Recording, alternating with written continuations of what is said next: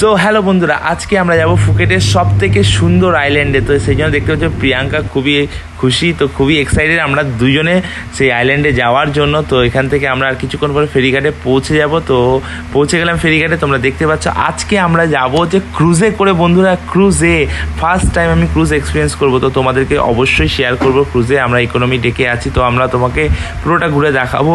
So চলো আমরা তোমার ডেকে যাই, আর সেখান থেকে দেখতে পাচ্ছ ডেক থেকে কত সুন্দর চারপাশটার ভিউ, সি ভিউটা, আর সমুদ্রের মাঝখানে এরকম পাহাড়, কি বলবো এত সুন্দর লাগছে, আর কি দারুণ হাওয়া চলছিল।